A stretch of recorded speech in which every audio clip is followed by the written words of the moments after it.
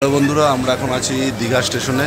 এই ট্রেনটা অ্যাকচুয়ালি ছাড়ার কথা ছিল 10:35, কিন্তু এতটাই লেট, এখন বাজে 2:40। 10:35 আর এখন বাজে 2:20। এখন বাজে 2:20 আর এখন ট্রেন ঢুকছে।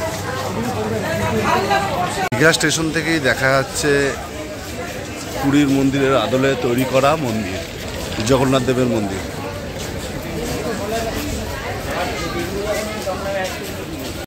4-5 ঘন্টার প্রতীক্ষার অবসান ঘটিয়ে অবশেষে ট্রেন প্রবেশ করলো দীঘার 2 নম্বর প্ল্যাটফর্মে। ট্রেনটি প্রচুর লেট, কারণ শুনলাম সপ্তাহে 2-1 দিন কিন্তু এরকম লেটেই চলে এই ট্রেনটি, কারণ কিছু মেনটেন্যান্সের জন্য এই সপ্তাহে 2-1 দিন এই ট্রেনকে লেট করানো হয়।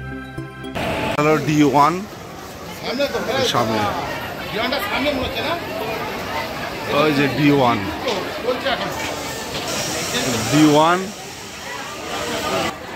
এই হলো D2, আর এই ট্রেনটা দিয়েছে প্ল্যাটফর্ম নাম্বার 2-তে। হ্যাঁ, আর এই হলো D3। এই D3, আমরা এখান দিয়ে উঠবো, দেখি কেমন কি পরিষ্কার পরিচ্ছন্ন আছে ভেতরে। এদিকে 3টে, এদিকে 3টে, এইভাবে আছে।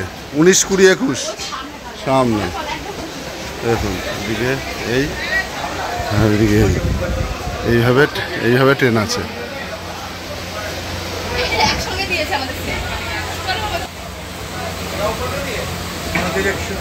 এই ট্রেন 3জন, বাবা, এটা আবার মাঝখানে টেবিল দেওয়া।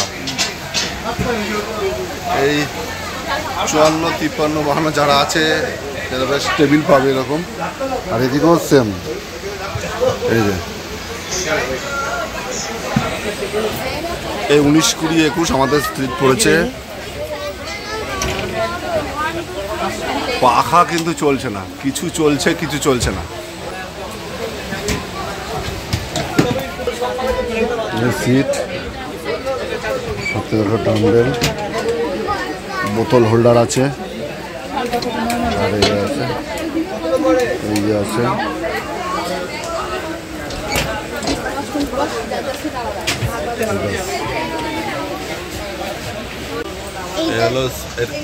চার্জিং জায়গা, চার্জিংয়ের জায়গা, আর এছাড়া বোতল হোল্ডার,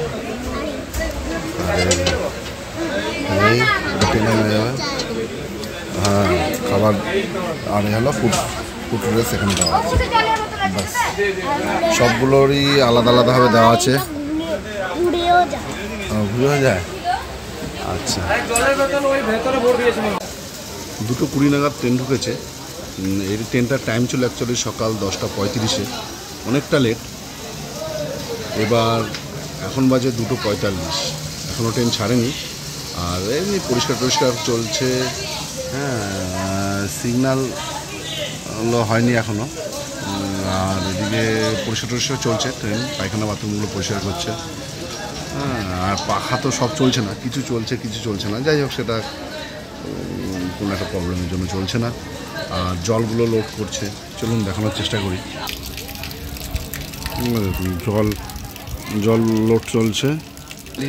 এই ট্রেনটা দিয়েছে অ্যাকচুয়ালি 2 নম্বর প্ল্যাটফর্মে, আর 1 নম্বর প্ল্যাটফর্ম যেটা হলো এই দেখুন, এটাকে মেনটেন্যান্সের পর্যায়ে আছে, এটা ঠিকঠাক করছে আর কি। 1 নম্বর দীঘার 1 নম্বর প্ল্যাটফর্ম এখন মেনটেন্যান্স ঠিকঠাক করছে। হ্যাঁ, ওয়ার্কিং প্রগ্রেসে আছে। তো সবচেয়ে বড় আমার খারাপ লাগলো যে এত লেট ট্রেনটা, মানুষ খুব হ্যারাসমেন্ট হচ্ছে এই লেটের কারণে। আর এটা একদিন নয়, একাধিক দিন হচ্ছে লেটটা। এখন বাজে 2:50, সকাল 10:35 ছাড়ার কথা, এখন ছাড়লো। এই দেখুন 2:50।